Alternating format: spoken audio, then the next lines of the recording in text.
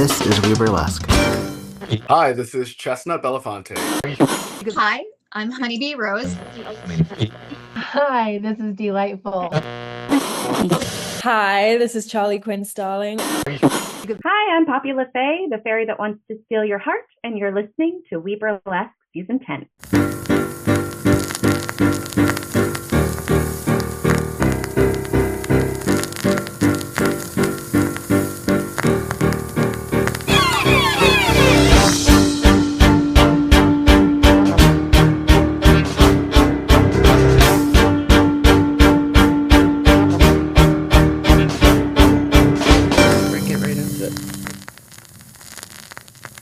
This is WEBurlesque, the podcast, and I am your host, Viktor Devonne, and through the miracle of fiber optics, I get to talk to nightlife individuals in the field of burlesque, drag, and nightlife, and today is no exception. I have DeeDee Cupcake on the line. Hello, hello. Hi. Hi. So where does the cupcake come from? You know, that's a good question. So this is actually, DeeDee Cupcake is not my first stage name, but I picked it because I have a ridiculous sweet tooth that I got from my grandmother, and I'm also so small, and also I feel like most people like cupcakes, so I feel like I picked it because I was like, if they hear cupcake, hopefully they're gonna like me before they see me. It's a good selling point. Yeah, it's very cute, very sweet. I mean, sweet in a literal sense and a hyperbolic sense as well. So do you feel that it is more accurate than the original name? Yeah, the original name, I used to go by, so this is not even like, I wouldn't even say really like it's a stage name, but I used to go by Glitter, which I started like, I needed a name for like a pole dancing forum website back in like the mid 2000s. And that's actually how I started doing like what I do. Like I started belly dancing when I was 18, and then that turned into me taking pole dancing classes, which turned into me doing some pole dancing competitions, and I was going by Glitter. And then I realized I loved being on stage. Like that was really the first like stage experience I got. And I would do these competitions, and I love to eat tacos and stuff, so I never had the cleanest lines or the best tricks, but my stage presence always would get me through to at least like third place. And I realized like the more I was up there, like the more the audience would cheer, the more I would ham it up. And I was like, oh, like let me find a different way I can do this without the athleticism. And so that shifted into me doing pinup pageants, and I started emceeing because someone was in the audience. So I used to do all these pinup pageants, and I used to have a pretty good track record of winning. But there was one time that my girlfriend wanted to do because she had never done one, and the woman organizing it hated me. So I knew I was going to lose, but I was like, I'll just do it to support my friend. So my girlfriend ended up winning. Of course I lost, which was fine. But someone in the audience was there watching it, and they reached out to me like a week later, and they were like, hey, DeeDee, like, we need an MC for our burlesque show. Like, have you ever done it before? And I hadn't. And they were like, we think you'd be good at it. And at the time, I did. If I knew what I know now, and you're a host too, so you get it. If I knew what I know now, I probably would have said no. But now I was like, whatever. Because now it's you gotta get started. Yeah, like you got to start somehow. And I remember like I didn't really have a script. Like I didn't know what to do to fill the time. But it was, what is her name? She's a dancer in Vegas. I can think of her face. I don't know why her name is escaping me. But it was her turn to go up, and there was something that happened with her music. And so I announced her. I walked up the stage. They're like, you got to go back up there. Like, there's a problem. Like, you got to go talk, kill the time. And I was like, oh dear God. And I didn't know. I had no material prepared. I don't even know what I said, but whatever I said, I remember people were laughing, and I was like, talking, and suddenly they were like, okay, her music's back, she's ready. And I was like, oh, thank fucking Christ. Like, and it was so scary. I don't know, am I allowed to say that? I don't know if I'm allowed to say yeah, it. You are allowed. Yeah, please. Okay. Please. But it was so, like, terrifying, but also, like, I loved it. And when I finished that night, I was like, oh my God, I want to do that again. And so that's how that started. I don't even know if I just answered your question, but I started as Glitter. Yeah. When I picked DeeDee Cupcakes, when I started doing pinup pageants, I needed more of like a pinup name. So that's where that came from. And then I have a couple burlesque acts like in my belt, like, and by a couple, I mean like two, just to have them for basically emergency scenarios. But mostly emceeing is definitely like my area of expertise and where I'm most comfortable. Before we get into some of the specifics of emceeing, what are the criteria of a pinup pageant sort of situation? That's a great question. So it's very similar in structure to like a like a beauty pageant, like where they kind of, but it's not. But not saying that pinups aren't beautiful and the women winning these pageants aren't beautiful, because they are. But it's not about body type. It's not about beauty. It's more about like your stage presence, how strong your outfit is, how well you style yourself, and how well you answer the question. Which is so funny because you would think pinup is such a visual medium where speaking is not sort of secondary to the element. Yeah. Yeah, it's very interesting. So I started doing, and I'm like, I don't even know why I started doing them, but I knew like I liked being on stage, and I was already doing pinup, and it took me a year to win my first title. But the first contest I ever did, there was like 25 girls, and they cut to the top 5, and I at least made the top 5. So I was like, okay, like. But again, I had been performing for quite some time before that. And so now I have shifted into like coaching girls for pageants. And the ones who typically have the strongest edge are ones that have some type of performance or theater background. And my taking burlesque classes and being trained in other platforms has helped me so much in pinup and also as a coach, because I approach a pageant the way you would approach like a burlesque act, basically. And having that way of attacking it has been really interesting. But yeah, I don't know why I'm a little like toddlers and tiaras over here. But my mentor, I think everyone knows that I worked very closely with Lucille Ball, who has not only trained me to be the Emcee that I am today, but also has even coached me for pageants. And my biggest title, there's a big contest in Southern California called the Miss Moon Eyes competition, and I had the great fortune of winning it in 2018. But like 2 days before, I ended up getting super sick and going to the hospital, and I was like hooked up to an IV drip, and I was so sick, and I was like calling Lily, like crying, and like I was so upset, and she was like, just show up and do your best. So I love that she was like, just show up. Don't worry, there'll be other ones. Don't take your time, rest. Like, no, you're gonna show up. Yeah, she was literally like, as long as you're not contagious, I think you should go. And I was like, okay, like I'm not contagious. Obviously, if I was contagious, I wouldn't have wanted to expose other people. But I wasn't contagious, and the theme was like, it was around Christmas, so the theme was holidays, and she helped me make snowflakes come out of my dress. So when I went on stage. And I think also having that burlesque, like I said, back to that burlesque background, that always gave me an edge, because I was able to do things with my dresses and costumes that to lay people, they don't have access to stuff like that. Whereas like being in the burlesque world, like we can really make anything happen, like if we want to. And I remember like getting the snow come out, and all the other girls were like, well, what the fuck? Like, oh, that's how you do it. But I wasn't trying to win. I wanted to win going into it because it was a huge title. But then after I was so sick, all I cared about was just being there at that point. And I think that helped me in a way too, because all I could focus on, I was like, I'm just grateful I even made it here. So then anything after that was a bonus. But also, I don't know how I was so sick and still ended up winning. Like, I still to this day, I'm like, how the hell did I do that? But I think it was a really good exercise and growth moment for me to like, we really can push ourselves if we have to. And the things that we actually can accomplish are really incredible if we just believe that we can do it. Yeah. Well, the thing about, so pinup, for those who are uninitiated, it's sort of the 1940s, 50s, and sometimes 60s, but sort of like this idealized, very feminine, very sweet, very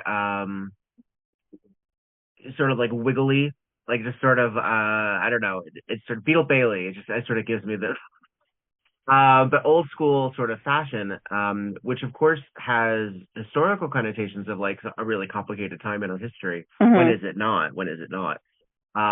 But certainly one of the things that hopefully one gets out of pinup is a sense of agency and a sense of feminism. Yeah. As well. Does that appeal to you beyond the silhouette, the look of it, or were you always like I Love Lucy aficionado or something like that? Honestly, both. So I think I've also loved, ever since I was a little girl, I've loved vintage retro. I think the only explanation I have is that I lived another life, because I'm like, how would I like this stuff? Like granted, my parents did kind of expose me to some of it. Like I grew up in a Beatles family. Like I was the firstborn child in my family. And so when my mom, my mom worked all, like, when I was growing up. And so when my mom, like, needed to do stuff around the house and needed a babysitter for me, she would sit me down and put on the I Love Lucy show. And so I remember being like, why did I know? How did I know? I was probably like 4 or 5. I don't know how you know. That's crazy. I was probably 4 or 5 years old, and I saw Lucille Ball for the first time, and I just was like, just mesmerized because. But the thing that drew me to her the most, obviously she was beautiful and just so incredibly stylish, but she was funny. And I just remember being like, oh my God, she's so funny. And my grandmother on my dad's side was also like that. She was beautiful and had so many men propose to her that finally she was like, I'm just going to marry the next one that asks. So luckily she picked the one and I'm here, but she picked my grandpa. But my grandma was just beautiful. But she was always funny. Like, she was cracking jokes to me growing up. And so I kind of had these, like, women in my formative years where I grew up realizing, like, oh, women can be beautiful, but they can also be funny, and they can also be stylish, and they can all exist as all of these things at once. Because societally, I feel like women are like, well, you can be beautiful, but you can't be smart. Well, you can be smart, but you can't be this. But it's like, no, fuck that. We can actually be all of the things.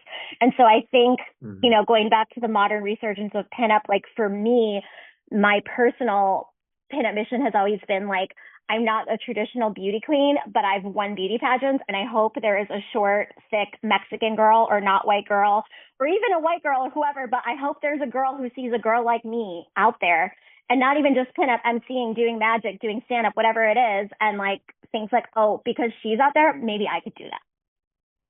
Mm-hmm. Yeah, absolutely. Well, that's the thing also. Lucy is an interesting case because on the surface, there's things to be said about some of the choices that are made in that show that are not particularly the most progressive. But I gotta say, more often than not, she wins. More often than not, she gets what she wants. And it's systems in place that prevent her. It's not her very frequently. She's not an idiot. It's frankly what's going on in the world that prevents her from sometimes accomplishing what she needs to. But she is, and Jane Russell and a few of these the Betty White sitcom of old, they really showed the sort of attractive, capable woman who just also happened to be a housewife. Like, that also seemed to be just the cards that were placed. And then as we see them age as actresses, we see what she was able to do with the Lucy show, and then what she was able to do in her career. We now know her as this smart, savvy television executive who helped create Star Trek, who helped usher in movements. So I'm glad that she's gotten the credit. Over the years. Yeah, me too. And I mean, and I think, again, back to what I was saying, it's like she was just such an incredibly smart and strong businesswoman as well. And then if you look at other powerful women, like Madonna was just at Coachella, same thing with Madonna. Like, I hope to God at 67 years old, I pop up from underground and pop up on a stage and I'm like, what's up, bitches? Like, isn't that the dream? But I mean, these women are just so powerful and so strong. And I think, unfortunately, still people can't digest it. Even other women can't digest it, because I've seen so many, like, horrible comments from women about, Madonna and stuff. And that's what I hate the most. It's like, as women collectively, we get enough pushback from everybody else. Like, women out of anybody else should be supporting each other. But I think it's very interesting, especially back at that time when the I Love Lucy show premiered in 1951, and she just broke so many barriers and boundaries, and people were like, oh my God, what is this? But she was so different than anything they had seen, but they loved her, and it didn't matter. And she just did, like, I mean, I'm just forever indebted to her for breaking all those barriers that she did. And to think that a Cuban lead would be considered woke and in our face at today's culture is just sort of a fascinating one as well. Like, oh, why does it have to be, like, because that's she wanted to save her marriage. That's why he's there. Yeah. The fact that, like, once a week there was Spanish music with Spanish lyrics almost every single week. I'm like, that's considerable. Like, that's really, like, damn. Well, they were, I mean, essentially they were a biracial couple, and having a biracial, not only being about, but also being not being married, and then also being in the public eye.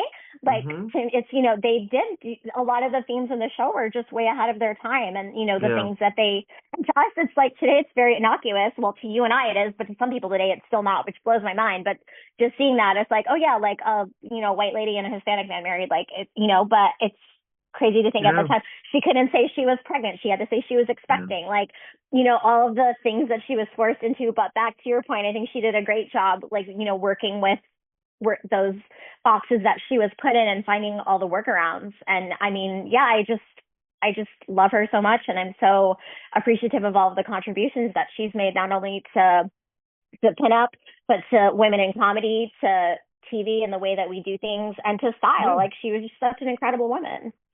Well, because he's also from vaudeville, so the relationship from vaudeville to burlesque is a through line. There is a direct correlation between the two, and what I also really appreciate about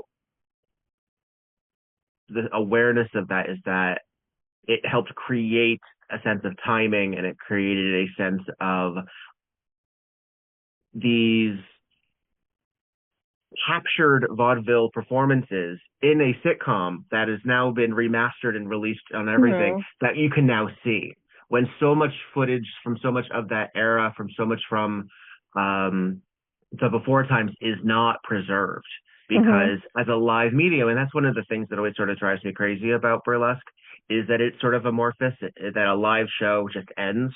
Like, if I could create a cybernetic implant that would just be able to record everything that I get to do and see, I would love that. I would just keep increasing my memory in my head, and my storage space, because there's a certain part of me that's sort of like, oh, but then it goes away. And I know for some people that's the magic and that's beautiful. Like, no, it drives you crazy. I want to be able to experience this forever. I get you. I totally get you. Yeah. And I think also, you know, on that point, my boyfriend and I went through, like, a year ago, we watched like all of I Love Lucy from beginning to end, and it's still funny. Really? We were cracking up. Like, it's still very funny. And even though, you know, like, okay, what antics is she going to get into this time? Like, it still hits. And to create something in the early 1950s that is still relatable and funny today and still translates 75 years later is incredible.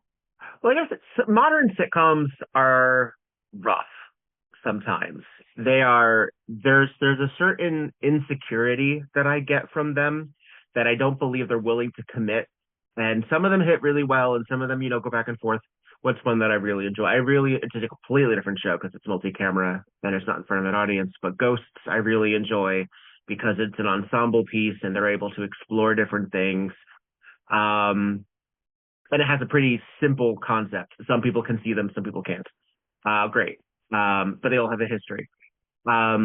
Shows like sort of like that Office, Modern Family, what's another?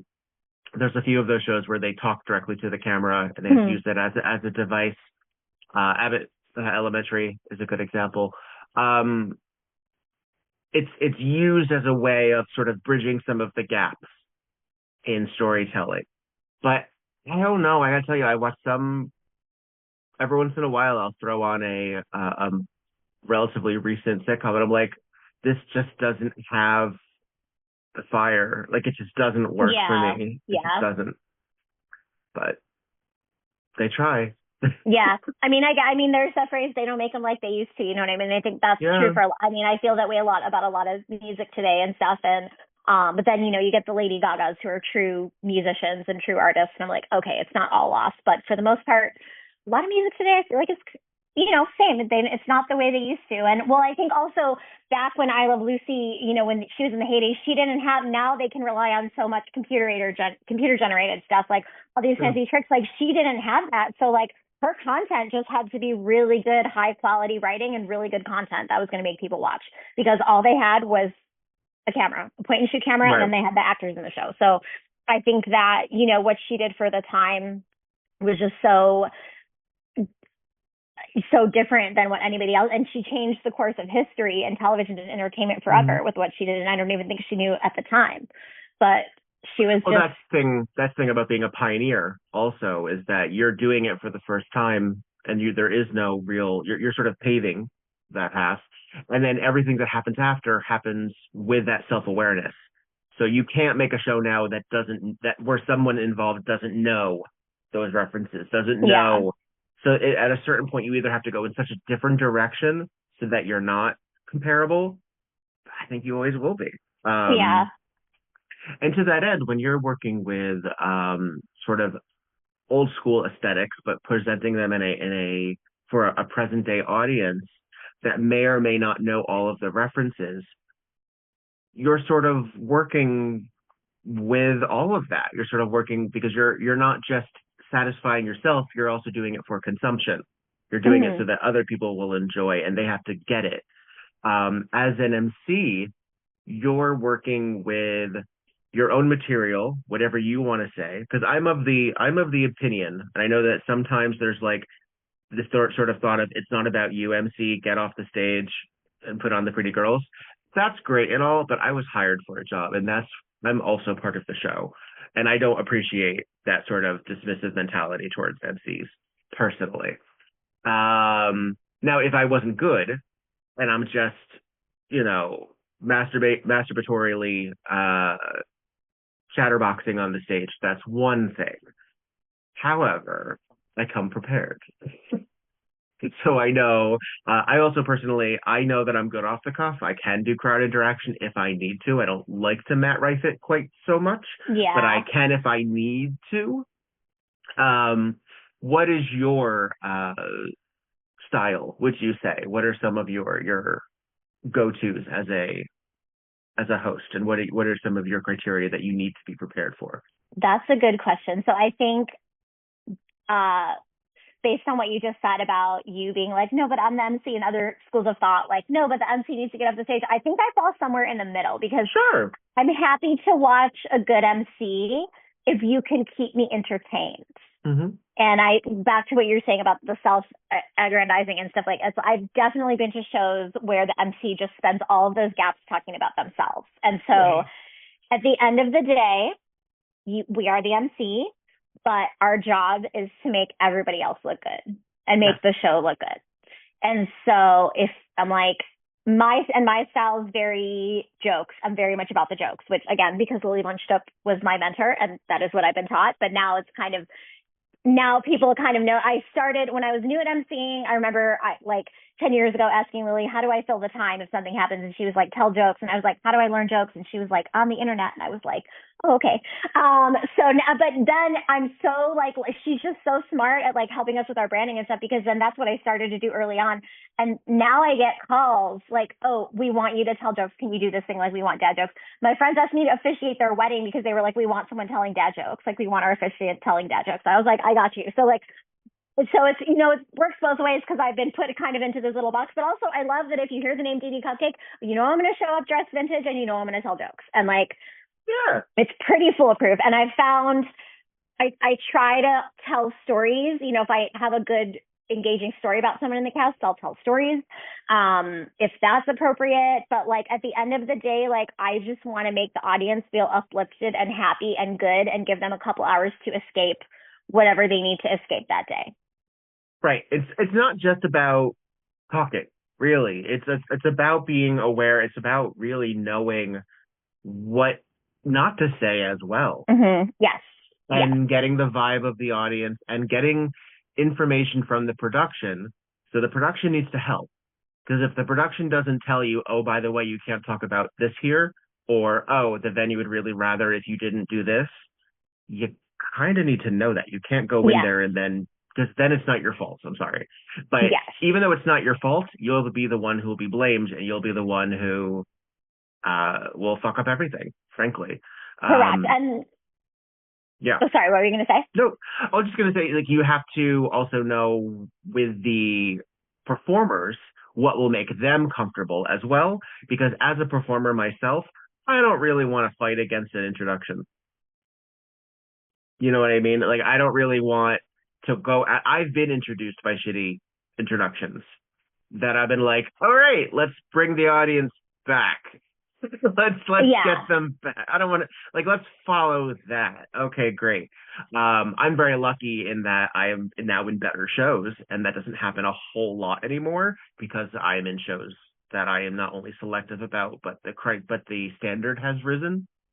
But just starting out, there's a lot. There is a habit of a lot of back in the day. I won't say it's a present day phenomenon per se, where Group X wants to do a show, so someone's boyfriend takes the mic. Why? Because he has a fedora and he has a tie, and he's not doing anything else tonight. That's not always, a great CV. Sometimes we need more than that. So yeah, and it's such an interesting job because basically, yes, anyone can do it. Should anyone do it? Absolutely.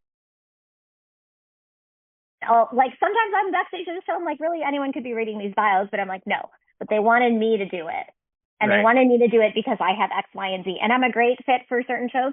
And for other shows, I'm not a good fit. And also that's been part of it too, of not getting booked for things and knowing why. I wasn't a good fit for this show, but I'm absolutely perfect for this one. I mean, I was in disbelief when Viva Las Vegas asked me to, be part of their fashion shows and host their fashion shows and all the weekend swimsuit contests for as long as they did. I was like, holy shit, I dreamed about doing this, but I'm perfect for Viva Las Vegas because I am in that community and that lifestyle, and I love that fashion, and that's my entire closet. I'm perfect for that.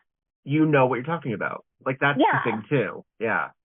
And so, but I think, also, obviously we want to work as much as possible, but we need to know that we're not the right fit. I'm probably not a good fit for a rock and roll, goth style. Yes, do we have a costume for everything? Can we adapt? Yeah. I feel like that would be hilarious though. I'm sorry. I kind of love the idea of you hosting a death metal burlesque show. I kind of live for that.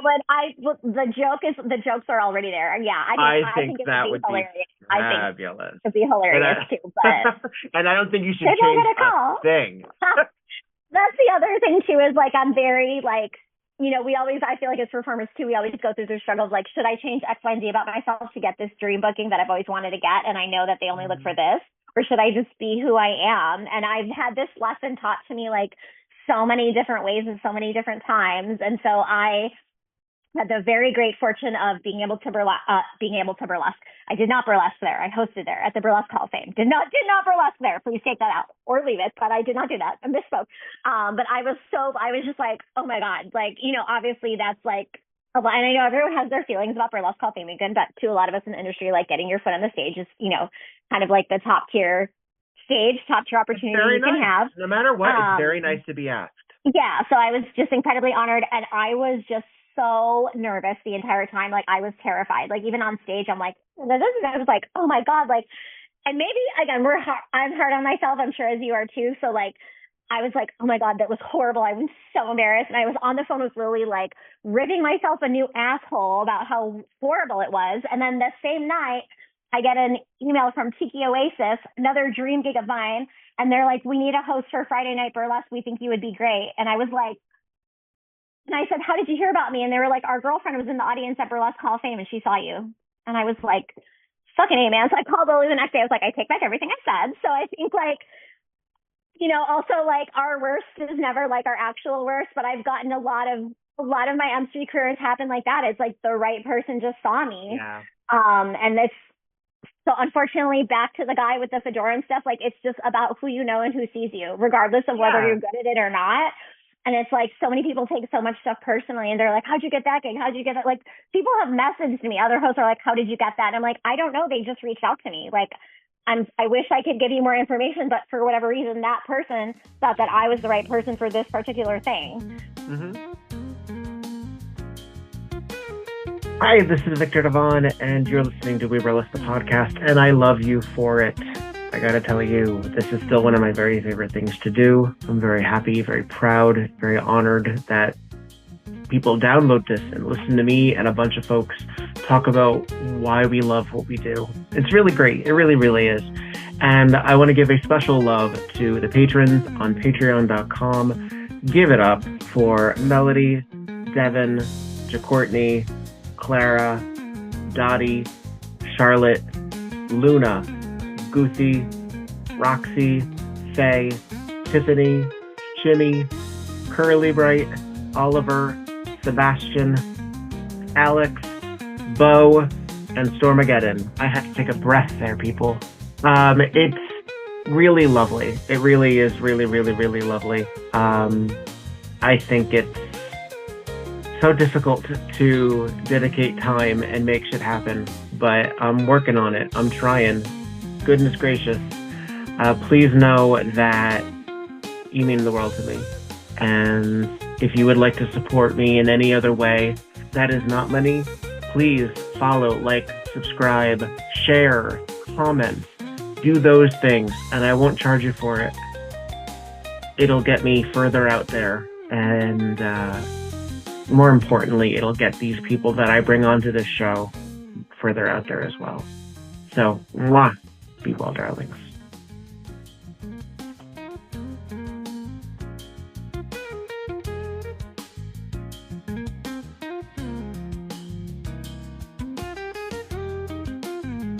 Well, that's the thing. Also, you're a component of a larger figure. So you're part of the production. You're part of whoever cast that show. So you also, whatever the audience is going through, whatever social events are happening in the world, you get to fight against as well. Because we're also in the business of immersion, which is welcome to this night that exists outside of this hellscape. Outside these doors, in here life is beautiful, sort of concept. But we also, some of us, I think as hosts, do bring up current events, do allow for that, because they, why ignore it, why forget it? And then some of us completely create characters, essentially, in this other world that people get to sit down for, but they didn't necessarily sign up for. They didn't necessarily know that's what they were going to get when they sat down. And we have a pretty decent understanding about what a burlesque show is. Like, if we see a poster, very frequently on the tin, we know what to get. We know at least the gist of a burlesque show as people who are dyed in the wool. The Emcee is an outlier in that. Just like they're being, even if they're part of the production, part of this, what they're going to say or what they're going to bring is not the standard of panel skirt, pasties, G-string, things like that, like Night Train. Like, we don't necessarily know off the bat. The ability to speak and engage can go way off the expected track. Mm-hmm. And that's a plus and a minus. That can go really either way. So as somebody who is a chatterbox and enjoys the microphone, and I have a podcast. What do you want? I understand. Were you like that growing up, or did you find your voice later in life? No, I have a funny thing I say about myself is I've literally always been the same person. So like my parents said when I was a kid, I just would never shut up. I never got in trouble for talking in school because I'm also a rule follower, but like to my parents, they were like, you were just constant, and so like constantly chatting. But I remember when I was a little girl, my mom used to bring communion. My parents are super religious, so I'm not necessarily, but my mom used to bring communion to elderly people that were shut in and couldn't leave their house. So on the weekends, I would go with her to do this, and sometimes it would take hours because my mom would sit and visit with these people for like way longer than she had to. Like, her only job was to bring them the communion, but she would sit there and talk to these people. And some of them, like, because they had strokes or other health issues, they could not even speak. And my mother would hold both ends of the conversation and just effortless. And I just remember sitting there, like, at the time I didn't realize, but like looking back now at these, I'm like, oh my God, like I'm actually so happy I got to be in the room and see her do that. And my mom's a teacher, and my mom is just an angel, and everybody just absolutely loves her, and she's such a beautiful person. But she just has this thing about her, like the minute you meet her, you just fall in love with her, and she's just super likable. And my mom, like, growing up and watching her do things like that and teaching and stuff, I guess it runs in my family, like the speaking and stuff like that and being able to engage people. But then I grew up with my dad always telling horrible jokes.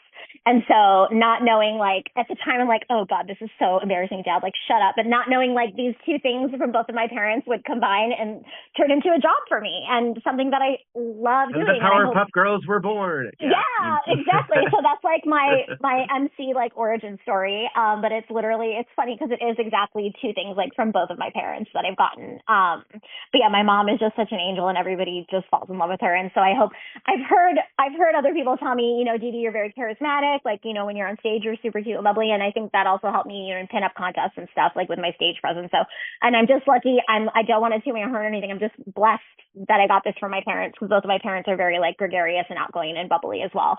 But yeah, I think, you know, it's funny how like some people either like shift away from how they were when they were born, or some people are just like, there's even childhood pictures of me like doing the same poses I do in pinup today, like not knowing, like I shot the pinup photos and then my mom pulled out this box of childhood pictures and I was dying because I was literally like, oh my God, I'm the same person. I have always been exactly, it's very transparent. This is exactly who you're going to get.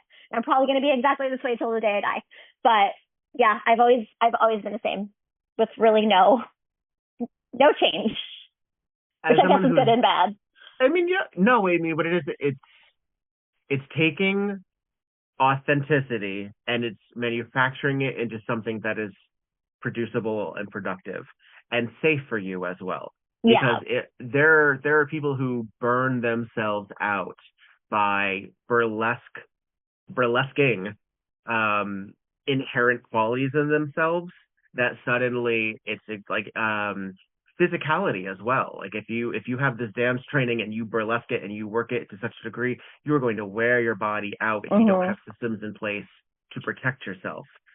Mentally speaking, what you're capable of. There's a reason that there is mental health and substance abuse and all kinds of complications that come in the comedy scene in addition to just showbiz. Is that we need to be able to protect ourselves and channel those things safely, or we don't. And sometimes we survive and sometimes we don't. So I think it makes perfect sense as someone who, I also never shut up as a child, but I didn't know what to talk about because I didn't want to talk about myself because I was like the awkward faggy kid who didn't know quite how to, you know, deal with that in the 80s. So I latched onto pop culture. I could tell you anything about what the movies were going on, about this celebrity, about this, and this. And I would find out by reading the arts and leisure section of the New York Times, by reading Newsweek, by looking at Access Hollywood, at Current Affair. And that was my way of communicating with people. To a point where at some point I had a lover who said, you never talk about actual things. You just talk about what's going on. I'm like, yeah, that's a protective thing. I'll work on that. It got to the point where it was actually not a plus anymore. And now I have a pretty decent sense about what's going on in pop culture. I know names, I know ideas, I know things, but I can't keep up. I just can't. It's a different world. It's a different world. But I've replaced all of those things with burlesque people. So I can tell you all kinds of stuff about burlesque people. Well, now that you say that, I've really been wanting someone to do like an inside edition, like a Los Angeles burlesque. Because I don't know if you want to open that can of worms, but like I've always been like, oh my God, someone really needs to do this. Like I think it'd be so funny. That and or comment like sports style commentary on like big things like Burlesque Hall of Fame and stuff. Like I think that would be so funny, and I'm waiting for someone to do it. So please. There's a little bit. So Remy D, who's out of Nashville, I know Remy has done a couple of sort of like Today in Burlesque News kind of situation. And you know, there's something to be said. I talk a lot about on this podcast, so regular listeners, thank you for being here. I'm going to say it again. Since burlesque is so insular and all of the criteria that we deal with is from ourselves, and there's not a lot of outside influences directly. Like we can take inspiration from a lot of outside influence, and certainly the relationship between burlesque and drag, or burlesque and comedy, or burlesque and magic, burlesque and what all of that can be related. There's no like Reddit forum telling people about what they think about what people should have done in burlesque. that's not other burlesque people. You know what I mean? Yeah. There isn't an audience that's giving us criteria. And I don't know if we could handle a TMZ. I really don't know. Yeah, based on I don't think that we could, but I think it would certainly adjust some flavor. I think it would certainly make some people a little bit more self-aware. But it would get people very cranky very quickly. Yeah. And that's not to say that we don't have, a call out culture or a vague post world. We do. We absolutely do. But what will invariably happen is that someone will post something vague and then there are 50 comments underneath that say, what is this about? Oh, what happened? What did I miss? People have been talking about stuff, but no one's saying anything. And if we got to a point where we started saying things, it would adjust things considerably. I agree. Yeah, I agree with you. And I think there's been a lot of stuff that's happened, recently-ish, just where I'm just feeling like our LA burlesque community is it's supposed to be LA burlesque community, and like the way people are acting about stuff, it's not community I don't know. I'm not. Yeah. And I feel like I have one toe in the pool and one toe out because I do mostly the emceeing and stuff, and I'm kind of like on the outside, like for the most part. But I do try to participate in the events when I can. I need to get out to see more shows. It's just I decided to adopt a dog, and that's where all of my time and extra money goes, is now to the dog. Well, now you've opened up a much more important conversation. What is the name of the dog, and what are they? His name is Jimmy, and he's a senior German Shepherd that I rescued from Tijuana back in, it'll be 3 years. Yeah, June 2023. Oh my goodness. Yes, but he's a great dog. But I got him when he was 8. They kind of catfished me and said he weighed 35 pounds when he was only 7. Turns out he weighed 60 pounds and was 8, and now he's pushing 80 pounds, but he needed to gain quite a bit. But yeah, he's a super sweet dog. I'm a huge bleeding heart dog animal person. I just emceed a charity event this weekend at the Riverside. I was out in your neighborhood. I was at the Riverside animal shelter, and my girlfriend decided to produce a pinup contest, and she asked me to emcee it, and we were able to get 76 dogs adopted, rescued, or fostered on Sunday. Very nice. So yeah, I do try to. I'm trying to get into doing more charitable work, and at least once a month try to do a charity thing. So, yeah, I don't know. I'm just I feel like I need to. I'm not doing enough. I could do more, but I don't know. It's never enough. There's always so many. Yeah, there's always so many wonderful causes and things we can donate our time and talents to. So. Yeah, no, I feel you. There's a certain sense of a lot of pressure that we put on ourselves, and a lot of pressure we put on other people. Let's not forget that we also are a little rough on others because we don't know what everything is going through with everybody. About speaking up for causes, being present for other marginalized communities. And since burlesque is both a political statement in addition to entertainment, that can get very self-involved. That can get very personal, and it doesn't seem like we're doing anything for anybody else, but we really don't know what everybody else is doing. And there's certainly I think a pressure that we put on ourselves as well to be more active. Because again, we are seeing a world on fire. We're like, well, where's my bucket of water? What can I do? And that's a lot to ask, especially if we ourselves are in an area that's particularly on fire or targeted in some capacity. It's I also just want to take a nap. I just want to rest. Yes. And it's really tough, and striking that balance between. Lily Von Stop says it best, and I'm very much always agreeing with this, and she's always saying you have to put your own oxygen mask on first.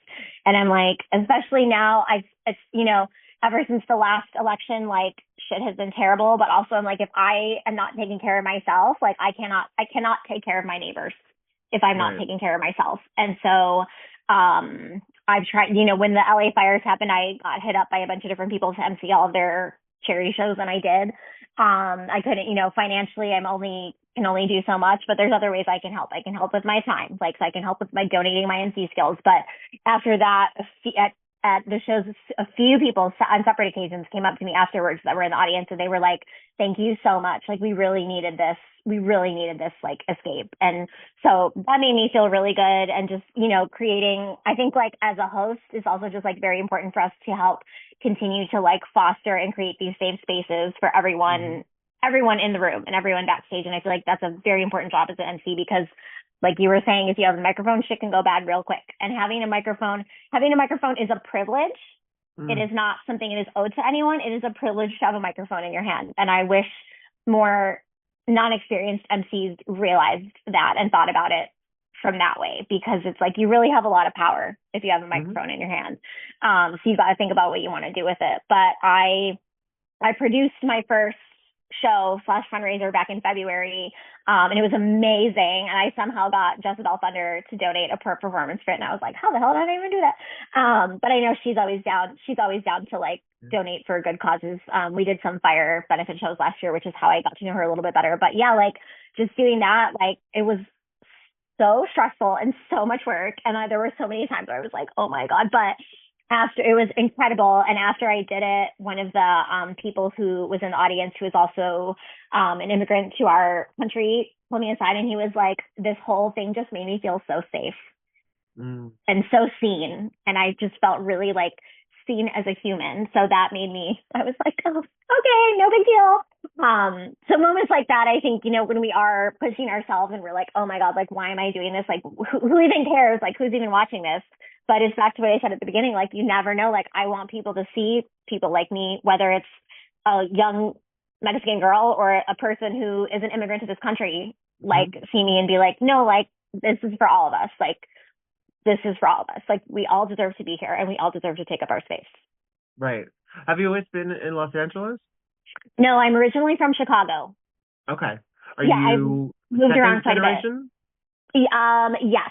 I'm second generation. No, I'm sorry, I lied. I'm third. My mom, Third, okay. my grandparents came from Mexico. My mom was born here.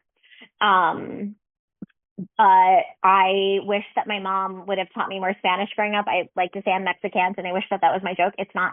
But my mom, incredibly brave. So my mom, when she was born, only Spanish spoken in the household. My mom went to kindergarten, her first day of school, only speaking Spanish in a white speaking school where no one spoke Spanish. And my mother learned English and has no accent whatsoever and speaks it perfectly, even though it is her second language. But my mom went back to school when she was 40. My mom has 2 college degrees. I have 0. But my mom has 2 college degrees, went back to school when she was 40 to learn to be a special education teacher. And she teaches elementary school children who are special education and English as a second language. So my mother is like literally a saint. Like, I do not know how she does it. She's literally a saint on this earth. So I'm very lucky to have her. And I've just had such a like strong, compassionate woman to raise me. Yeah. My father was married a few times. So I'm from the second marriage, but the woman who raised me was from the third marriage. So if I refer to my mom in the present tense, I mean the third marriage. As my birth mother has passed. But she was raised by Finnish speaking grandparents because her parents were deaf. And so she went to school not speaking English either. And this would have been like in like the 50s. So it's like to consider the fact that is a story that is very frequently told even still is considerable. And that was the thing also, is she was brought to live with her grandparents because her parents were afraid. They spoke in ASL, so there was an English base there, and they could speak, but they were worried that she would grow up with what is sometimes referred to as the deaf voice, which is where you can't quite hear yourself, so your speech is affected. And so they didn't, I guess, consider the fact that, well, then she wouldn't learn English. But okay.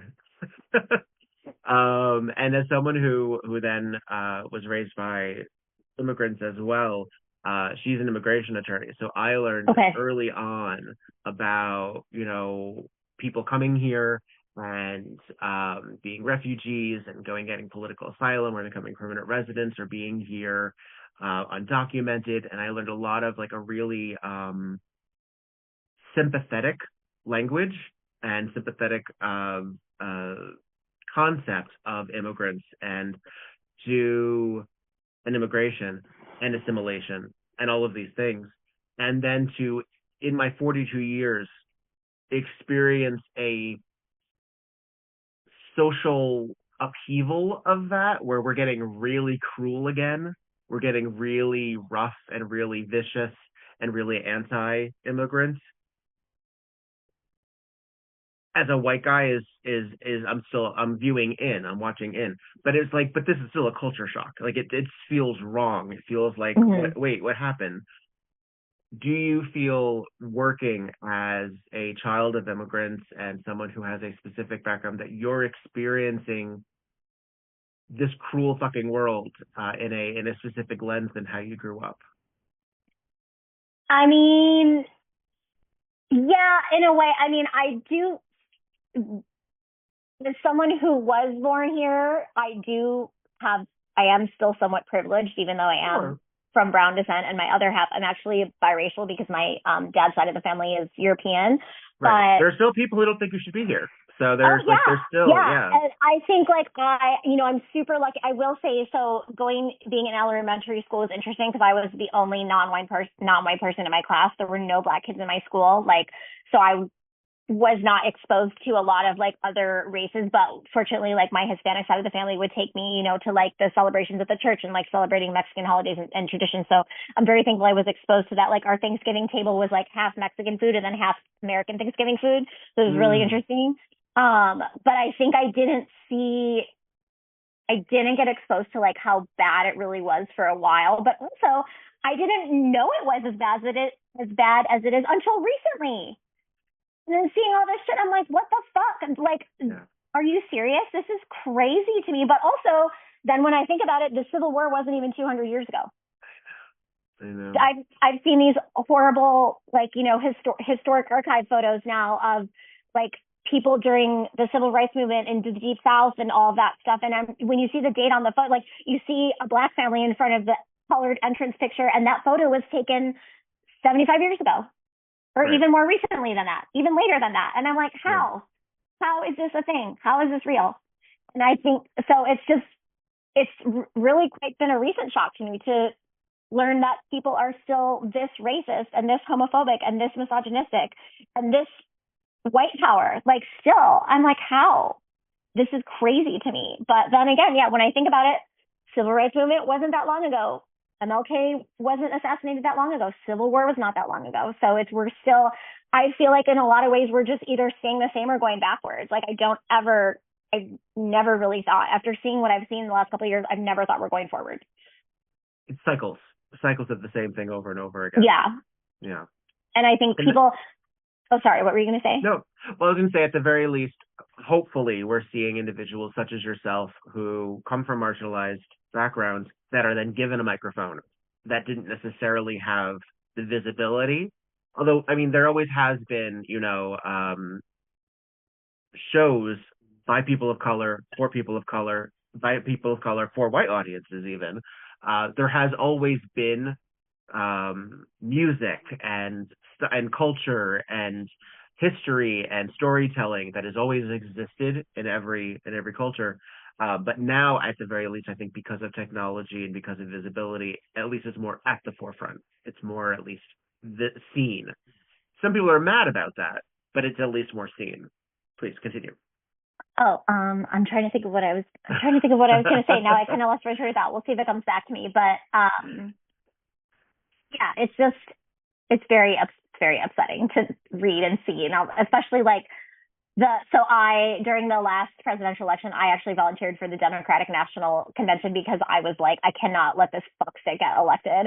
And so, obviously it didn't turn out the way we wanted to, but I was calling swing states, and calling voters in swing states is worse than doing stand-up comedy for a room full of straight white men, let me tell you. It was rough. But I was like, I gotta do like everything I can, or at least try. But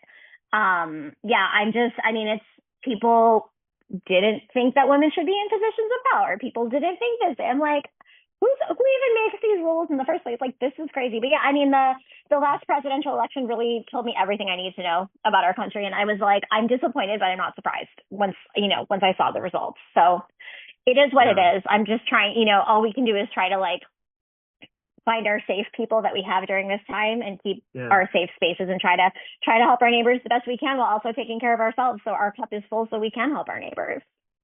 Well, as a comic MC, is there something that do you have any systems in place to sort of just like wipe that slate technically clean for a little bit when you're on stage? Like, how do you have anything that you prepare yourself with, or any either mantra or liquor that you go to sort of exist in this 2-hour excursion away from the rest of the world? Well, I think like for me, going by, I've been trying to change my Facebook name to my performer name forever, but they won't let me, so it's fine.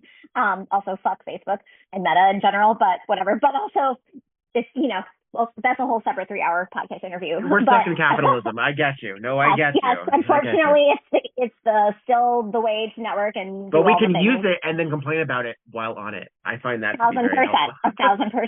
Also, I've done some really good stuff for my local Buy Nothing group, which is basically why I stay on Facebook. Anyway, so I think like for me, my personal shift from like my government name to DeeDee Cupcake is a good. Like I know a lot of people just kind of please adopt their their stage name as their only thing, which is totally fine. But like for me, kind of having that shift, and of course, like not a lot of people know my government name because I don't really post that publicly besides Facebook where I have to. But like for me, going that shift, like Diana's day to day, like Diana's divorced and Diana's working her ass off to live by herself in Los Angeles, but DeeDee Cupcake's life is absolutely perfect. And I wake up every day like Mrs. Maisel and my hair and makeup is already done, and I'm in an apron, and my pot roast comes out perfectly every time.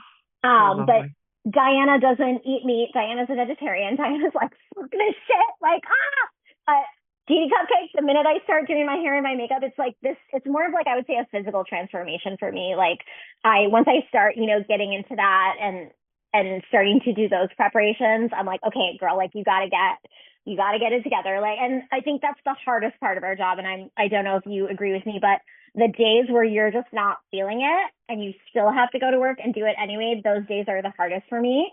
But ultimately, I still have to go to work and do it anyway. So it doesn't matter because everyone in the audience does not give a shit about what kind of day Diana had. Everybody wants to see DeeDee Cupcake entertain them. And so it's actually been deserves to get DeeDee Cupcake to entertain them too. Like they get to experience all of this because they also are waking up feeling any kind of way with their pot roast burned and the bluebirds didn't come to work today. Yeah. Like, so, and Cinderella's, they're not getting dressed like Cinderella. Yeah. And the bluebirds are on strike because they're not getting paid. I get it. It's a struggle.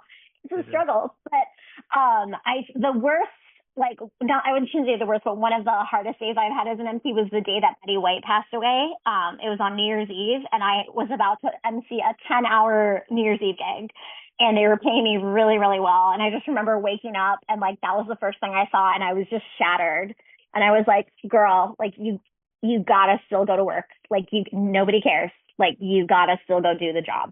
So I think, but and again, like talking about when I won that pageant, same thing. Like nobody gives a shit that I was in the hospital. You still gotta go do the thing and try to do the thing the best that you can. But I think in ways too, like as much as we give the audience an escape, like for me that kind of work also gives me a little bit of an escape too. Because once it might be hard to put my heels on, strap my heels on my feet, and walk out there. But the minute I get them on, and the minute I walk out there, and after I'm talking for a couple minutes, I'm like, oh, okay, all right, okay, I can do this. Is it the heels? Is it the heels that are the final? I think it's the heels and the lipstick. Like the minute I put my lipstick on, I'm like, okay, bitch, go. Like red lipstick is very powerful. Red is my color of choice, but also red lipstick is, also just wearing red lipstick itself is an act of resistance based on the historical context of red lipstick and all those things. So, but yeah, and everyone has their own little, for you, maybe it's doing your Viktor Devonne stage makeup that you do. Like everybody has their thing. So but it's the lipstick that puts it together because that usually is the last thing. Yes. Everything else is there. And I can see him as I'm doing it, as I'm going. But once that liquid, and I'm very into this kimchi buttery sort of what do you call it? It's not tar, it's stain. I live for it. It goes on so beautifully, and then I'm like, perfect. I'm ready to go. Showtime, everybody. All right, let's go, bitches. Yeah, and it's interesting. Like I'm very curious to hear every performer's like transformative moment where it's like they put on the one thing or they do, and they're like, okay, all right, it's go time. Like I'm ready.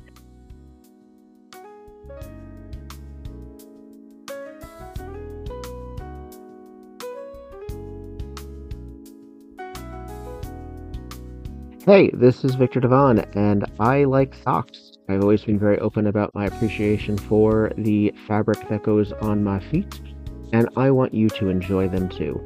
Please go to footclothes.com, look at the variety of fabulous novelty socks that do not suck, and indulge. You can get 10% off now with the name Viktor Devonne as a promo code.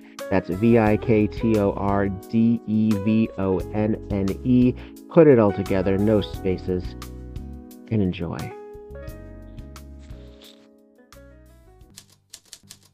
Tonight on Murder, She Wrote. Hooray! Hey.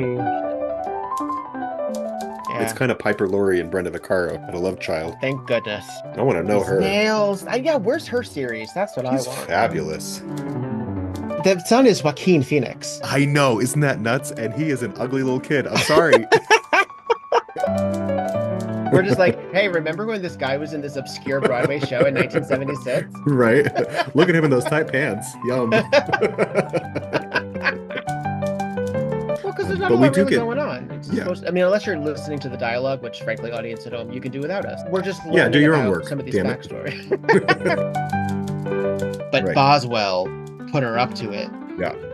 And then Trish had to be killed because she realized that Boswell didn't have her interests at heart because Teddy was the inheritor. Yeah. Playing her like a fiddle. Oswell knew it, and Trish just gulped it down like one of those martinis. And then tossed it onto the lawn. And then lost her head.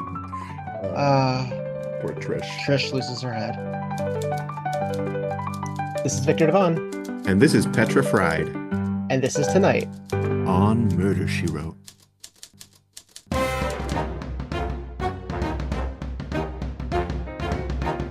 Hello, kitty cats, and welcome to Tales and Tassels, the show where you pounce into the lives of burlesque and nightlife performers, their craft, their cats, and how the two worlds intertwine.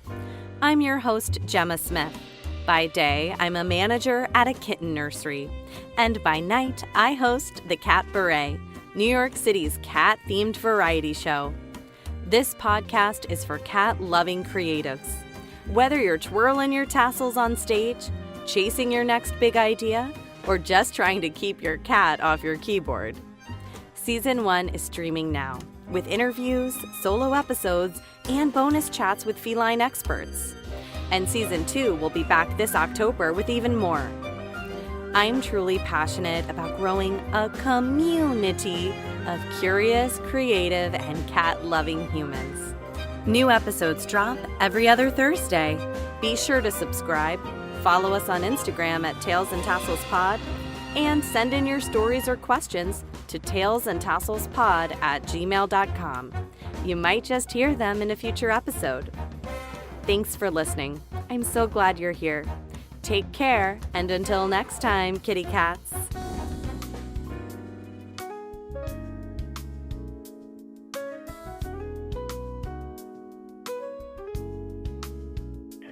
I mean, everyone has it. I'm reminded of there's an interview on the Rocky Horror Picture Show DVD of Patricia Quinn talking about Tim Curry and how that Frank was very difficult for him to get into because it was such a specific characterization for the stage show, and like he got the voice and that helped with the how to present, but it wasn't until he got the heels that he knew how to walk. And I'm like, I always remember in the interview she says the high heels did it for Tim.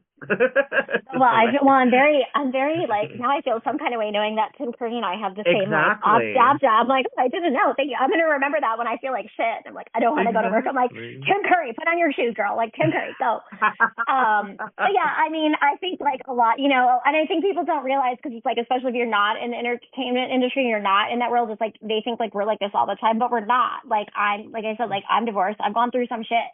And it's been tough. It's not all like sunshine and rainbows like we think, but I think DeeDee Cupcake, like the brand of DeeDee Cupcake, her life is great and her life is perfect and she has the best vintage and it doesn't matter how she paid for it. You know what I mean? Like she just has it. Nobody knows how it got there. So does that mean that in your emceeing, you do not draw from your personal life? Yes and no. Like I do a little bit if I feel like it's relevant and I feel like it could be a relatable thing that other people can relate to. Like for the Viva Las Vegas fashion shows, I did talk a lot about my grandmother because I wore some of her items on stage. And then afterwards, someone pulled me aside and they were like, you talking about your grandmother, you made me cry because I thought about my own grandmother. And so it's like, I talk about my family a lot. I have a lot of funny family stories. So if it's something I think other people in the audience can relate about, like I talk about my dog sometimes because, you know, a lot of people have pets.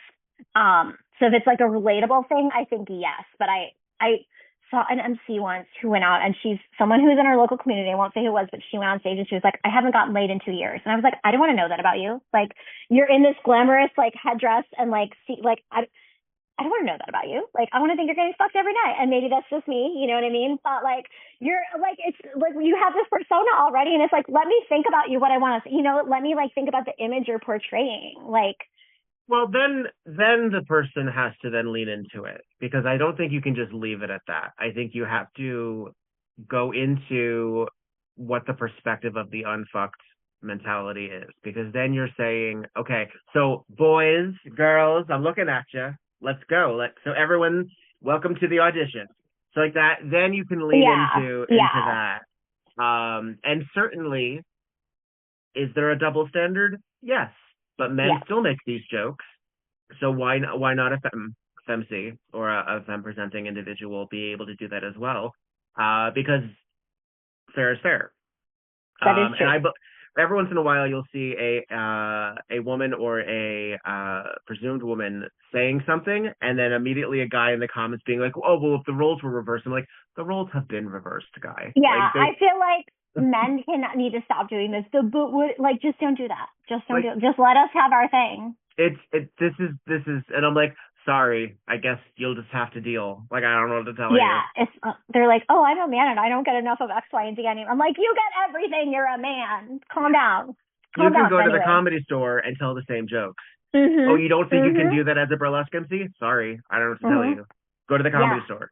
Yeah, and the material and the things people are allowed to get away with, I think, are so like male comic. And I'll just go ahead and say it: the things that male comics, especially white male comics, are afforded to get away with, like, are so much different than things that I could get away with saying on stage. There are different things that I can get away with saying. Absolutely. Yeah. Absolutely. And I have to make that decision about whether or not I want that. Because sometimes it's low-hanging fruit. Sometimes it's very obvious. And while I have, gay to work with and some gender dysfunctions to work with, I don't want to be a misogynist. Like, I just don't want to be a misogynist. I certainly don't want to be a racist. I certainly don't want to be... and even though I feel like I have some leeway when it comes to discussing gender and sexuality, I'm also 42. I'm performing potentially for a bunch of 20-year-olds who do not have the same perspectives that I do. Yeah. Suddenly, I'm a gay elder who's out of touch.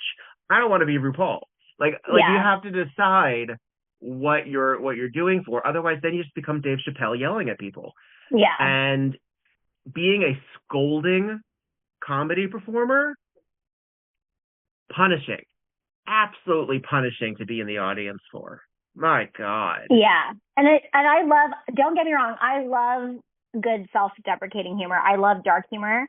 A lot of my stand-up material has, but there's, like, back to your, there's a way to say it. And you can make a lot of... You got to be really charismatic to do it. You got to be really charismatic.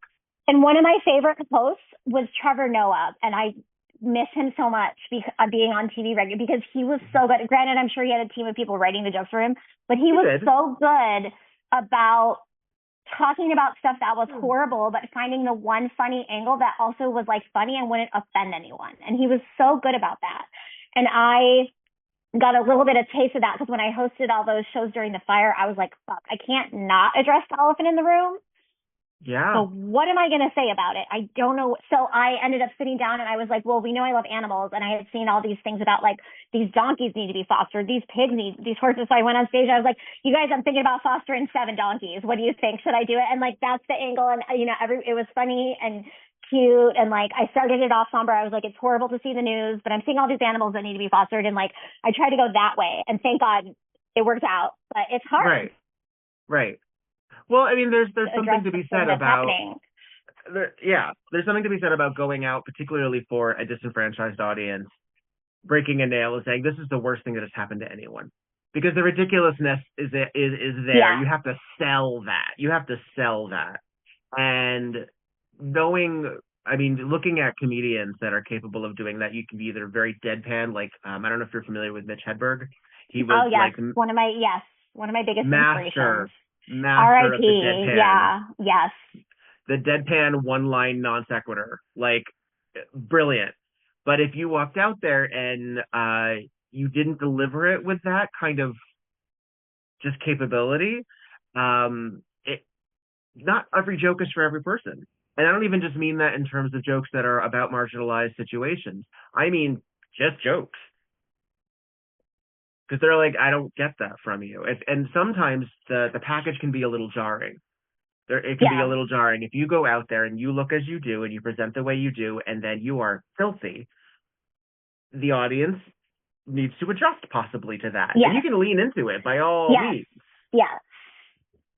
Joan Rivers always was glamorous. Phyllis Diller played up on a lot of, she was a glamorous ugly duckling. That was what she was far more beautiful than she actually presented on stage. That was a wig, people. But that was shtick. That was part of the package. So how do you, as we wrap up some of the DeeDee Cupcake mystery, how much do you allow the package to inform how much you subvert in your presentation, in your comedy, in your capability? And have you done actual stand-up? Yes, so I have done actual stand-up. I actually have gotten to be on the main stage at Flappers in Burbank, which was awesome.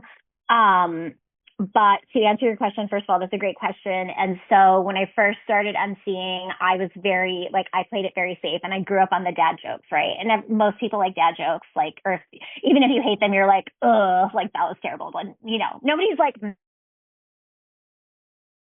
so No, sorry, you said that no one's what? Oh, I said I've never run into anyone that's been mad or offended by a dad joke, because it's just stupid. They're just mad. They're like, you really wasted. Yeah, they're like, you wasted 30 seconds of my life telling that. I'm like, yeah, I did. So and you'll never get it back. Yeah, but you're going to be at my next show to hear me say more bad ones. But so then I finally, a couple of years ago, probably 4 or 5 years ago, when I started hosting more burlesque, was when finally I realized maybe I could tell some dirty jokes. It's a burlesque. Maybe let me try experimenting with some of that. You're a child of Lily Von Shtupp. Yes. And again, and I also think it speaks to such a great teacher, because her and I are so very different, you know what I mean? But she's trained me to be, I'm only saying I'm a good MC because I've gotten to be on so many big stages. I'm like, well, someone must have thought I did an okay job at some point. But I've had a great teacher, and I owe so much of it to her, because she's such an incredible teacher and brilliant just businesswoman and person in general. But finally I was like, let me dip my toe in the water of doing some more dirty jokes. And I remember when I first started doing it, people were like, oh my God, DeeDee, I never heard you tell jokes like that before. But they were still, I would say, pretty safe. I think the ones that in my personal repertoire that hit the most are the dirty religious jokes, because I find a lot of people who have religious school trauma, or have been to religious school, myself included. And so surprisingly, those always hit, the dirty priest, they always hit. But in my stand-up sets, I do some dark, self-deprecating stuff too. And I think for me, it's very interesting when I dip my toe in that water, because of how I look. I look so sweet and innocent and cute. And then I have this one joke. It's my favorite joke that I have, but it's about my ex-husband and I getting divorced and the dog that we shared passing. And then I set up the whole story, and I'm really sad when I'm talking about the dog dying. And then at the very end, the punchline is but now I finally get my half of the dog. And everybody's like, ah, what the fuck? Did she just say that? But to me, that's funny. I get my half of the dog now, finally. This is what I've been waiting for. So I think when I go down those roads, people are always very surprised, but also for me, it's taking a risk. It doesn't always work, but when it does, it does. But it's been interesting too, because I think people see me and do kind of put me in a certain type of box. And so I try to just expand outside of it, just for my own personal growth as a performer. And again, a lot of stand-up is experimenting with things that work, and it's mostly experimenting with things that don't work. And so that's been part of it too, and seeing like what works for me. I have my jokes now that work 99% of the time in burlesque shows, and I stick with them, but there's a 1% of the time where it doesn't. And I did a show in January and none of my regular material was hitting, and I was like, what's happening? And I told a joke I've never told before, and it was a dirty Disney joke, and it killed, and everybody was dying. And I was like, okay, they like dirty Disney jokes. But also, back to what we were saying earlier, like reading the room is huge. And like, I've seen so many hosts where like they're out there and what they're doing, it's not working. And then they just double down on it and it's not working even more. And I'm like, you gotta try to like, to me, it's very much a dialogue. It's not a monologue. So it's not me talking at the audience. It's me talking with the audience, and we're talking together, even though I'm the only one with the microphone. But when I started doing Viva Las Vegas, I would notice, which was a daytime event, so I kept it super clean. I noticed from the very first one, people would yell out the punchlines to my dad jokes. And when it first started happening, I was like, what is happening? And how do I deal with this? I don't know what's happening. And so I remember calling Lily, and she was like, they're doing that because you, for whatever reason, are making them feel like they can be part of the show. Right. And so let them be part of the show and just lean into it. And I was like, okay, all right. Because then you're popping, because then you're no longer weak. You're actually letting them. You're giving them permission. Right. And I'm like, but you know what? Also, they feel the need. They feel like they can feel safe calling stuff out. You know what? Fine, let them do it. Let them have that moment. Like, who knows what kind of day anybody's had? And I go into every room thinking that too. Like, nobody knows what the day everybody's had that's about to come here. So like, I need to be aware of that. And to a point, let them do what makes them happy under a controlled environment. You know what I mean? So, but now I'm like, oh, like, I guess it's a compliment that they want to be yelling things out and actively participate in the show. But now I just have a joke at the top that says, if you yell at my punchline, that comes out of my paycheck, and you got to buy me a drink. So there you go. Someone did it at B-Hop, and they actually bought me a drink after. So I was like, hey, I got a drink. So you got to work around it. Yeah. Well, audiences are bold. They are bold. Yeah. And you throw liquor in there, and they get even more bold. I don't know if you were at the last Burlesque Hall of Fame weekender, but there was an actual heckler who was not saying funny shit.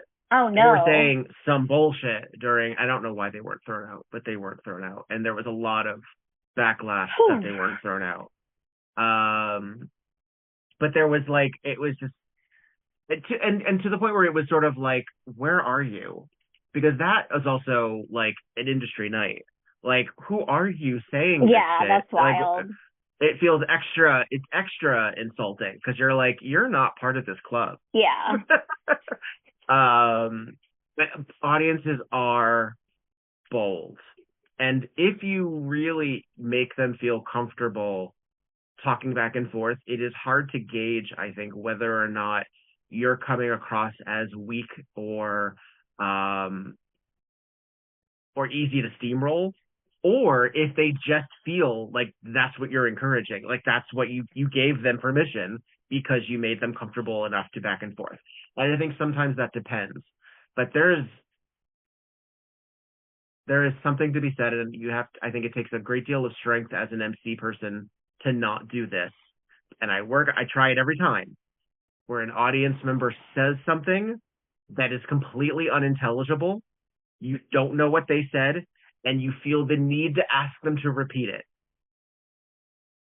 I fight against that, because invariably, not all the time, but most of the time, whatever they had to say was not worth interrupting myself. Yeah. I'm so glad. I'm glad we took time for that. Yeah, and then again, that goes back to Lily, who's always like, okay, and when that happens, like, you have to make a choice. I swear, her whole thing, like, raising me as an MC has been like, you have to make a choice. And could you have made a stronger choice? That's very Lily, but that's, it's the same thing though. Like, we have to, like, are we going to address it? Are we not going to address it? Are we going to try to clap back? Like, and then if we And then sometimes it's like every choice is wrong because people are like, well, I would have done this. I'm like, great, that's great that you would have done that. Every choice is wrong. Every choice is wrong, so we love that for us. Because the people in the audience are also like, why are you talking to this person? Oh my God, that is so annoying. I don't like a heckler as an audience member. So I'm like already like, please stop talking to them. Yeah, every choice is wrong. Yeah. I mean, I just like also I feel like that as a woman in general. But anyway, it's separate podcast interview. But yeah, it's it's tough, but that's also part of live entertainment, and those are I think the moments that make us love and hate our jobs equally for different reasons. Like it's just. And I think that's also the thrill of it for me. Like every time I walk into, like we're doing the same job every time, but it's so different every time too, which I find just like fascinating and really interesting because it really is. There's and it's the hard thing about emceeing and stand up as well, even harder in stand up, is that it's such an audience based thing. And so much of it depends on who's in the room, and that's really going to dictate how the entire thing goes. Like you could be the best MC in the world, you could be the worst MC in the world, but whoever's in those seats is really going to dictate how the night goes. Absolutely. It's really hard to come in fully canned. It really is. You have to have some things in your back pocket, but it's really hard to monologue at an audience. It really, really is. And sometimes it's a really bad choice. And sometimes it works out. Yeah. It's really hard to do. And when I started doing stand-up, I went down to Flappers to audition for them, and their booker gave me some really good advice. He was like, the way you were telling your jokes, like, it seems like you're talking at us, like you're not talking to us. And so I really want you to try to, and when he said that, I was like, oh, I never thought about it like that. But so I really try, like when I walk into a room, I'm like, I just want to get them to like me, and I find the quickest way to do that is to somehow make myself relatable to them in some way, shape, or form, however I do that, because we are so far removed, right? We're on the stage back here and they're here, so there is even the physical distance, but I'm like, what can I say to them to get that or do to get them to feel like they are on my side? Because we want them to be on our side, because it's going to make the night just go so much better and so much smoother. That's, I think, always been my goal, is like just, and the favorite performances I've ever seen through burlesque, stand-up, whatever art, pole, pin-up, are the ones that are relatable, that have some kind of humanizing element to them, where I like, oh, I really thought that was great. There's Miss USA or Miss Universe, whatever, a huge big pageant, and they gave her question, and her question was, if you could do anything for 24 hours without consequences, what would it be? And she waited a second, and she said, I would eat everything I possibly could. And everybody started going crazy, and she won Miss Universe with that answer. But it's like so honest and raw. And so I think like, and I don't know about you, and as an audience member, I don't know what kind of performances you like to see, but to me, those are my favorite. Like, just the ones that make you relate to the person on stage that's performing for you. So that performances. Say that one more time. You froze for a second. Oh, I always just try to carry some element of that into my own performances when I'm up there. Right. Yeah. Well, I appreciate you taking up the microphone. It does take nerve. It absolutely does. And it takes dexterity and capability and resilience and all of these things that none of us really enjoy doing. But we still do it. But it's so fulfilling. It is. It is. Yeah. I do love emceeing. I love performing. I love curating. I love producing. I love a lot of different things. But there is also some great pleasure in. And I don't know if you personally, one of my pre-show rituals is I go into the audience and I talk to people before the show. Oh, that's great. I love that. I thank them for being there. I welcome them. If it's my show, it's very specific. I'm gathering the tone of the audience just because I'm also producing, because I want to get a sense of what I know in my head is going to come. And at that point, it's kind of going to happen no matter what. But I like to prepare myself. But I've started hosting more at festivals, and that's awesome. Anyone listening, I am for hire. I don't need to produce my own show. I'm happy to host. I host the Cleveland, the Ohio Burlesque Festival, and it's important to me to go through, because I don't want my face and me coming out on stage to be jarring for them and then not to know how to clap. I want them to clap because they've already met me and they're happy to see me. That's and awesome. I want to thank them for being there. You know, I'm happy that they're there, and I want to get a sense of, and also I want to know what my job is that night. I really like that. Maybe I'll try doing that once. Usually before the show, I still get nervous every time, which is like, I guess like, I mean, I don't know if that's silly or not, but I do still get nervous every time. And so I'm usually backstage, like in my little bubble, like just trying to like mentally prepare myself for what I need to do. But maybe I'll try that one day just for fun and see how it goes. There's the old adage that if you're not nervous, you don't care. And I don't appreciate that because I think that's reductive. I think you need to realize that people are coming from different situations. I don't think you have to be nervous. I think you can be confident and ready to go. You have to be flexible, but you have to, I think you can absolutely be pumped and ready to go and not worried. But then again, nerves are okay too. Like that's the thing, is we're all coming from different mindsets. We're all fucked up in different ways. We're all performing with other fucked up people. We're performing for a fucked up world where they get to enjoy us. And aren't we lucky as hell to do so? Yeah, it's really, like I said, having a microphone is a privilege. So I'm very thankful. And I can't believe it's been 10 years. I can't believe I'm doing it for 10 years. I'm like, oh my God, I don't know what time is. So I'm like, what is time? But I mean, thank you. I mean, I hope I'm still doing it. Yeah, partly the reason I've been doing it for so long is because I just started doing it and then I got comfortable doing it. And I'm like, I don't want to learn anything else. So I'm already good at this and I like it. I know. I'm right there with you. I don't know how to do anything else. I don't know how to do anything else. Yeah. Burlesque is kind of it, and how I expand it into podcasting or how I expand it into other situations, great. But this is my world. Yeah. This is my world. And one of the great usefulness of getting old and getting older is that it just gives you more material. So you can keep doing this for the rest of your life if you want to. Yeah, I hope so. I have grand visions of being a grandma in a sparkly sequin moo telling the same joke every single night in a smoky jazz club in the Bronx. Yeah. But granted, I've never lived. Yeah. There's a little Cody Fields in all of us. Yes. Yeah. So, maybe if we can all be so lucky, but I can't believe you're 42. I just turned 40, but I can't believe you're 42. Oh yeah. That's wild. That's wild. Yeah. I feel better about aging because so many people that I think look great have told me their age. I'm like, oh shit. Okay, cool. All right. Maybe this won't be so bad. When I was on my Saturn return, when I was just about to hit 30, I was like, oh, I probably only have so much time left. And then I started working with people like Tigger and Joe Boobs. And I'm like, you know what? There isn't an expiration date. Yeah. And even if you're, and even like world famous Bob, who has transitioned into largely exclusively a host, as opposed to a performer, like a stripper and a host and this and this and this. She is also, they're also a mentor. So like there's ways of being in the scene, being in the industry and evolving your way around, even if you don't stick with the exact same discipline that you started with. And being older and just aging into more and more things. So I like that too. Well, that's one of. Yeah. Sorry, go ahead. I was going to say, because then also like becoming like a queer elder, I didn't have to do anything. I just had to stick around. Yeah.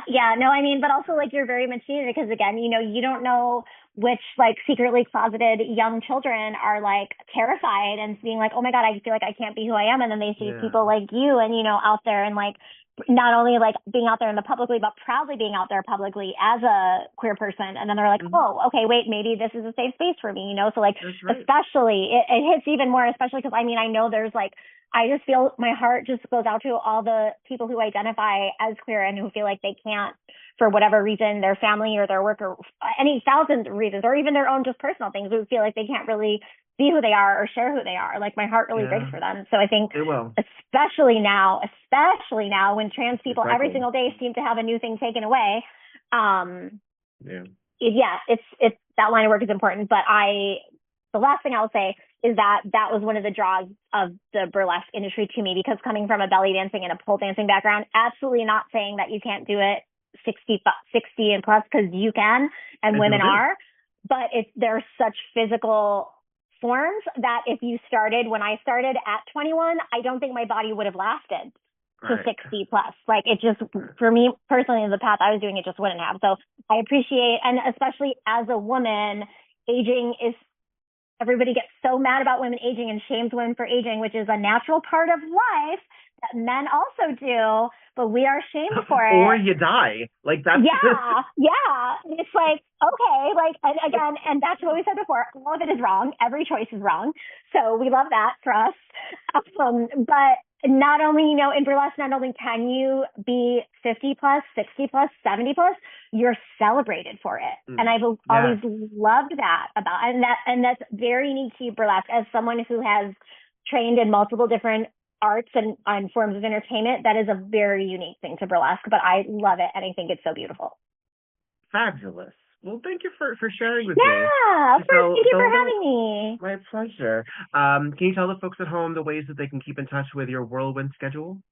Yeah, that's a great question. So my Instagram is at DeeDee.Cupcake. My Facebook is under my government name of Diana Sakura. Very exciting. I'm trying to think what I have next. I'm calling bingo May 6th at the Mermaid in downtown LA. That's all that I have. I've kind of taken a little bit of a break from performing as much because I was getting a little burned out, but you work a lot. I do work a lot. Yes, I do work a lot. I'm learning magic though. I just started learning magic. I did my first magic performance a couple months ago at one of Miss Fun Youth shows. And then I'm also a speaking magician. Yes, I'm a speaking magician, and I haven't done much with stand up the last couple of years because the comedy industry is just grueling and fucking terrible. And you get paid nothing, like for anything ever at all. And after hosting and essentially being able to tell jokes as an MC and get paid for that, I'm like, oh no, that's not going to work for me. But I'm glad that I have emceeing and magic to kind of still use my stand-up skills and put that stand-up into those other art forms. Also, if you're listening to this and you want to take comedy classes in Los Angeles, I highly, highly recommend Bobby Oliver at Dow Comedy Studio. She's an incredible teacher. Not only can she teach comedy, she's very funny and she's a woman. But she's been a very successful female comic. So I highly recommend Bobby Oliver for comedy lessons. Highly recommend Lily Von Stupp for not only emceeing, because a lot of people come to me emceeing and stuff. I'm like, I'm not going to teach anybody anything. You're going to go pay the lady who taught me. Go pay her. Lily Von Stupp is an amazing, amazing mentor for emceeing. And those are all my resources that I can think of. But yeah, that's DeeDee Cupcake. All the mysterious things about DeeDee Cupcake. But yeah, when I look at my life, sometimes like I'm like, if an outside person was looking at this, like how crazy would they think it is? But my own mortality has really been on my mind since turning 40 a couple of weeks ago. And if I died tomorrow, like outside of not traveling outside of the US more, I would actually be totally fine with all of my accomplishments thus far. Yeah. Excellent. Well, I'm delighted to get to know you as you continue on, and you being nearby. May we share a stage sometime soon? Yes, I would love that. Well, thank you so much for your time and having me on your podcast. My pleasure. Folks at home, thank you for listening. You can find more about DeeDee in the footnotes of this episode. Make sure you go to WEBurlesquePodcast.com for this and every other episode capsule, as well as like, follow, subscribe, do all the things. And if you want to throw a $1 bill at the Patreon, it is /WeBurlesque. But thank you so much. Thank you, Victor. Bye.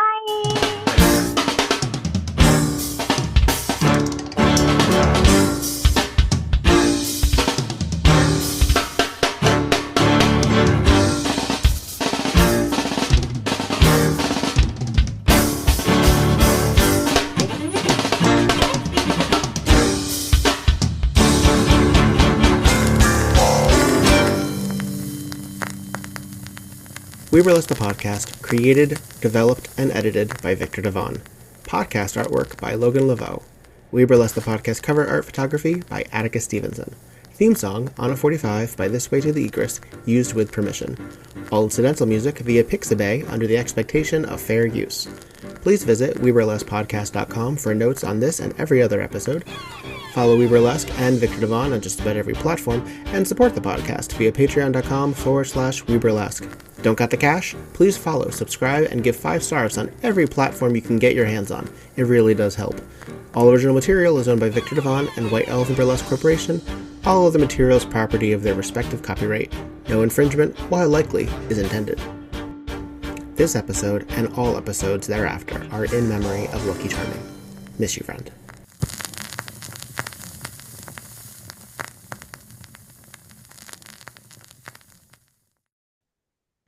And that's it. Woohoo!